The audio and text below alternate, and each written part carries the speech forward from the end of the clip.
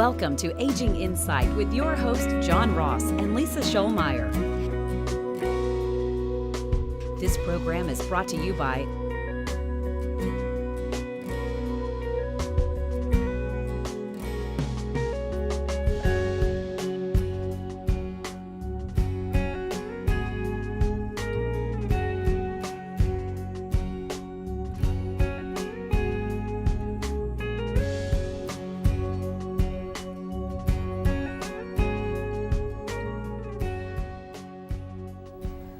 Welcome to another edition of Aging Insight. I'm your host, Elder Law Attorney John Ross, here with my co-host, also Elder Law Attorney Lisa Shoalmire.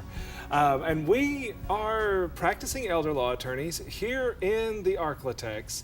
And what we do in our day-to-day lives is we try to protect individuals from the devastating costs of long-term care, plan their estates so that their assets pass smoothly and easily, and just generally help them navigate through the process of getting older and passing away and passing assets down and protecting themselves and all of that sort of stuff. That's what we do for a living. But you know, as we deal with folks on a day-to-day basis, we see so often that many times they've made mistakes along the way, and that sometimes those mistakes have now grown into big problems. And oftentimes, those mistakes could have been avoided if they would have just had a little bit of knowledge. Well, we started bringing you the Aging Insight TV show to get you that knowledge, because we know if you're armed with the knowledge, you can navigate through this maze we call life on your own terms. You know, and so John, part of that knowledge, as a senior adult, you have a lot of knowledge based on your life experience, based on, the things you've studied on and done in your lifetime. And one of the things we see frequently is that senior adult wants to make sure that that wisdom that's been gained over a lifetime is passed down right along with the dollars and appliances and bricks and dirt that they may have accumulated during their lifetime. But they want to pass on that knowledge and their legacy down to their children, grandchildren, and descendants. And so today we want to talk about some of the ways to do that. Yeah, and this really kind of came to the forefront for me early on in my practice. And I had a nice guy, and I started working with him when his wife had had a stroke and she was going to the nursing home, and I got to know him through the process of trying to help her out. And I remember one day he was sitting in the office and he was telling me a story about how he was a door gunner in World War II, and he would man that big machine gun, and occasionally it would jam. And when it jammed, it had this little bitty charging handle, and because it was so cold, they wore double layers of gloves, and his thick gloves were too big to grab that little handle. And so every time that gun would jam, he would have to reach down and grab a piece of the spent brass, and he would stick it on that little knob, and that way he could charge the handle on that machine gun and keep fighting. Well, they were in the middle of a air-to-air combat with the Germans over Europe somewhere, and he's shooting, and that gun jams. And he reaches down, grabs that brass, and when he comes back up, right where he was standing is a hole in the side of that plane where an enemy bullet had gone all the way through and out the other side, right where he was standing. And he's telling me this story, and he's kind of wide-eyed, and as you can tell, he's right back there in his mind, and he starts talking about that. He says, John, this was really a changing point in my life. I was really invincible up until that point. He said, but at that point I realized that at any time, and I just got lucky this time, and maybe it was maybe it was God that looked down on me, or maybe it was just luck. He said, I don't know. He said, but what I did is I gained an appreciation for life And he said, and there hasn't been a day that's gone by that I haven't really kind of thought about that situation. And when I think about it, and I think about how fragile life is, it gives me an appreciation for all the good things I have in my life. And he said, so even when I'm struggling with my wife's illness and with my own age and all of this, and it was a great story. It's obviously one that I remember because I can relive it. But that's not really what struck me. About a year and a half later, I was visiting with his children. His wife had passed away, and after a year or so after she passed away, he had a heart attack and he also died. And his kids were coming to me to talk about, well, John, what do? We need to figure out how to transfer title to the house and all the business kind of things that you would think about that come with that sort of thing. And I said, well, I always enjoyed visiting with your dad, and I remember this one time he told me this great story, and I started telling the story of this machine gun jamming and what he had told me that this had meant to him. And as I'm telling the story, the kids just start crying. These adult children are just crying, and I said, I'm sorry, I didn't mean to bring up something painful, and one of them said, John, I've never heard that story before. My dad told you a story and we've never heard it. And it seems like something that had such a big impact on his life. And yet he had not shared that with his kids. And now that story was lost, except me, I had it. And I thought, what a shame that story had been lost. And I mean, luckily in his case, I captured it. One of who knows? But one of who knows how many stories and how many life lessons he had to share. And I started thinking, there's got to be a better way to preserve these life lessons, because really, aren't those things more valuable than anything else? Well, I didn't really realize it, but I wasn't the only person out there that was thinking the same thing. And in fact, there's been kind of a movement. Well, we're going to take a little break. When we come back, we'll talk about what that movement is and how you preserve these life lessons.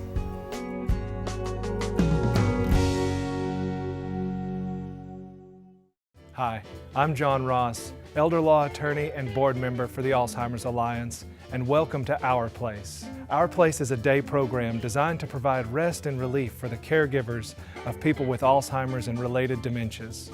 Our Place is a safe environment where our friends benefit from socialization in a home-like environment. Alzheimer's is devastating and affects over 17,000 families in our area. To find out how Our Place can benefit you, please visit our website. With my dad, it was in a hospital setting. And in his situation, he fell into renal failure. He also helped us make the decision to be on hospice. I have to admit, it took a huge weight off our shoulders for him to be willing. That offered us a lot of comfort, along with the hospice company itself, but it gave us closure, and it helped us through the entire process. SEMA Hospice, comfort and care when it matters most. Off of McKnight Road in Texarkana, Texas, the Oaks Independent are apartments for seniors who love secure peace of mind and consistency in their lives. You're going to fall in love with this newly built luxurious residential establishment for the aging adult. All bills are included and all apartments are wheelchair accessible, inclusive with all the amenities. Live in style, comfort, and accessibility. Live independent. Call today to schedule a tour. The Oaks Independent. Hi there, I'm Larry Sims. It's been my privilege for the past several years to be a volunteer board member of Hospice of Texarkana, and there I'm able to represent community members like you. We continually customize our end-of-life care to better meet the needs of our community. As an example, our medical director and nurse practitioner still make visits to homes and facilities. Call today to learn more about the help we can give your family. Hospice of Texarkana, the nonprofit hospice established in 1985 for the community, by the community.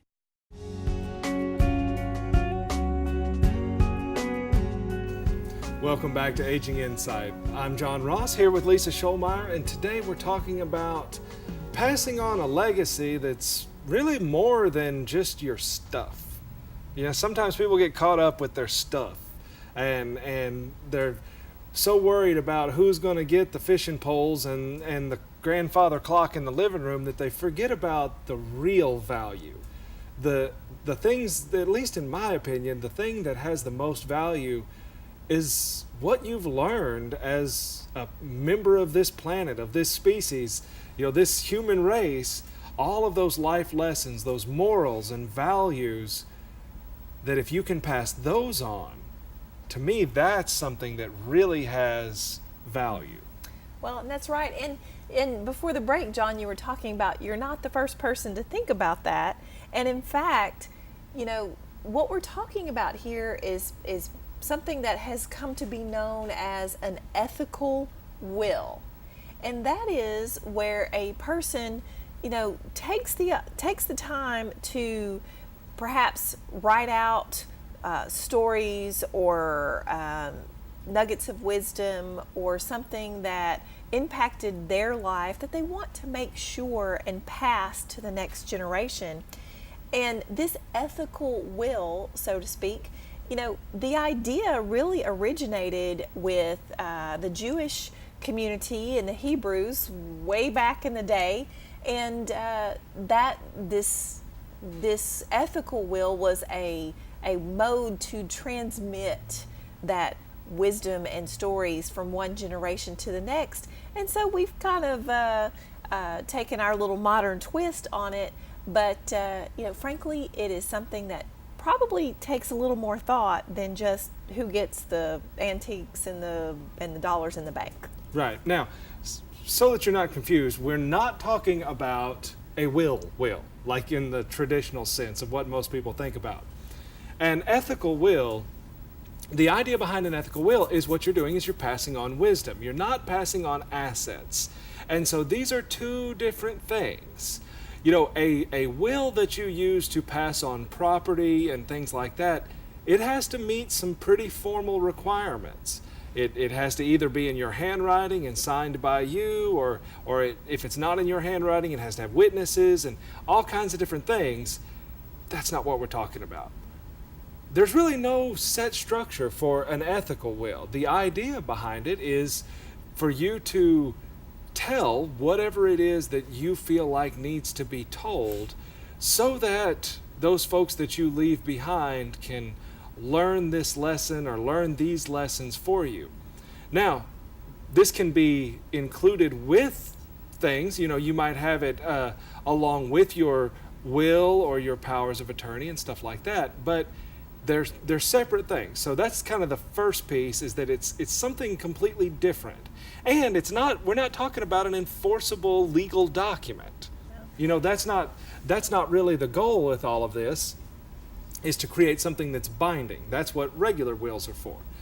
So what you ought to do is you ought to think about things that matter to you and write it down in the form of questions. So for example, you might ask yourself, you know, what was a point in my life where, you know, I learned the value of hard work? Or what does military service mean to me? Or, you know, if you're a religious person, then, you know, what does church mean to you in your life?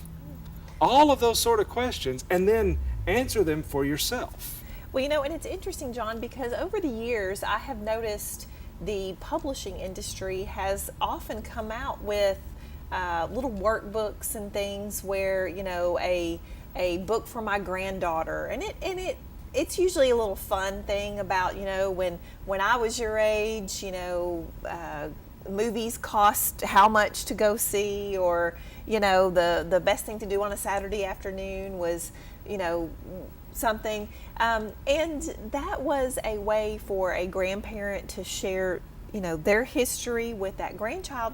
And so we're kind of talking a little bit about that same type of format, but, you know, we want to grapple with the big issues in life or the big lessons that were learned. And so these days, certainly writing something to that effect is wonderful. And if you can do it in your own handwriting, it's an even better. That becomes really a piece of family history and family legacy. But we've got a whole lot of modern technology now with camera phones and iPads and things. And so it can be even better if you can work with someone who can actually interview you and ask you these questions that you can record yourself, and that can be preserved for your family for later as well. Right. And there's even, when it comes to using technology, there are a number of different programs out there depending on what your background is. For example, Lisa and I participate in something called the Veterans History Project. And the Veterans History Project is a national program that's meant to get out there and capture the stories of those veterans, like the guy I was mentioning when we opened the show.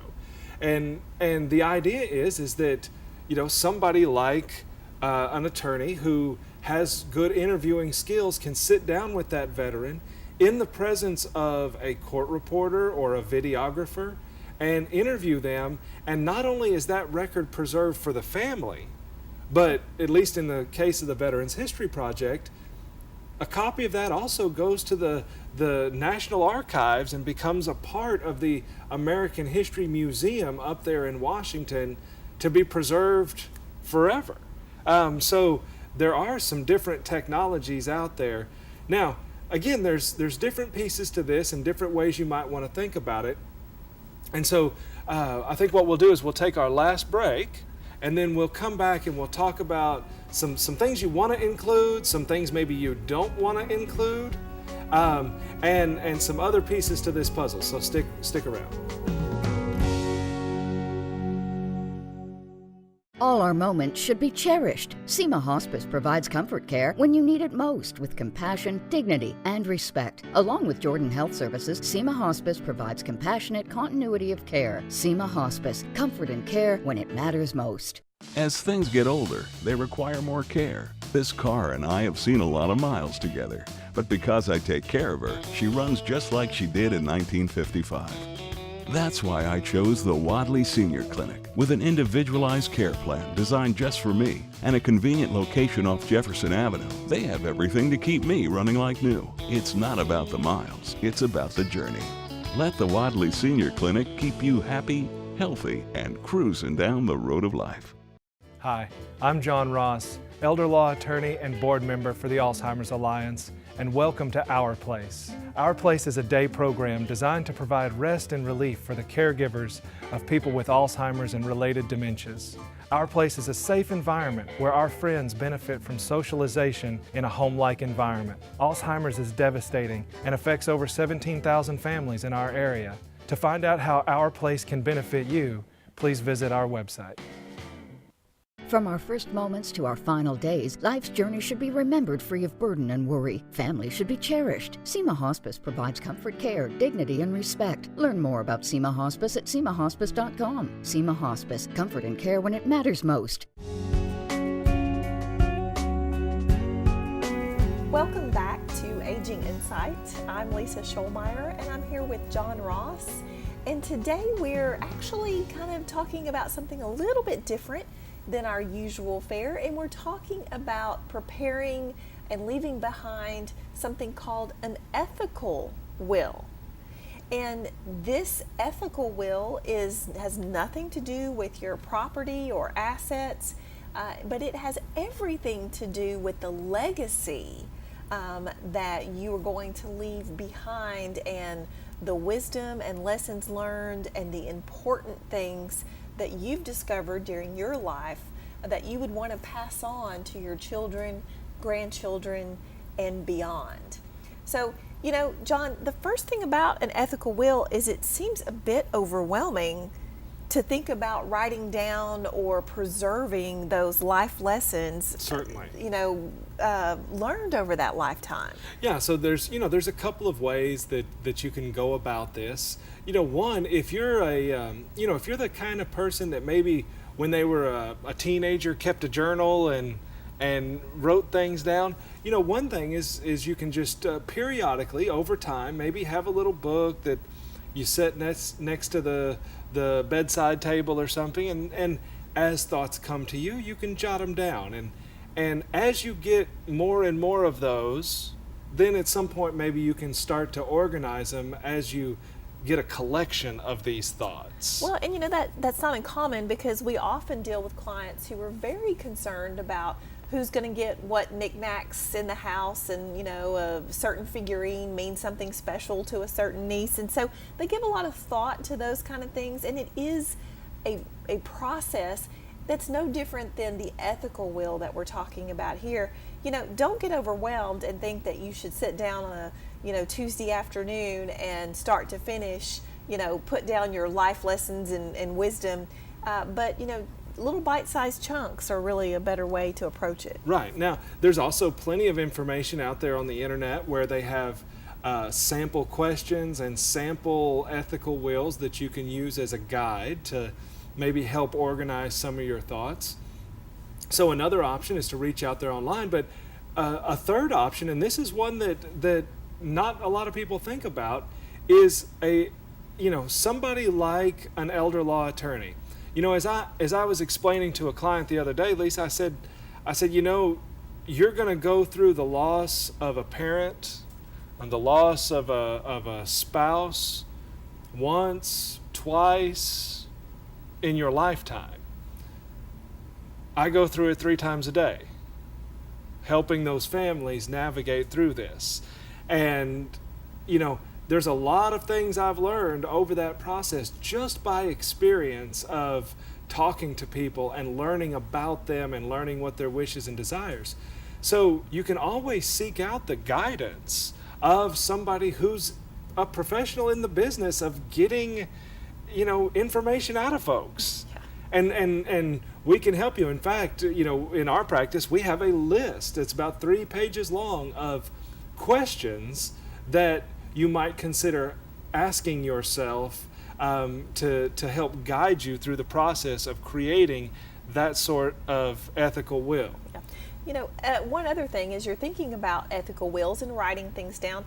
One important thing that I think is a good guideline is to try to keep out the negativity.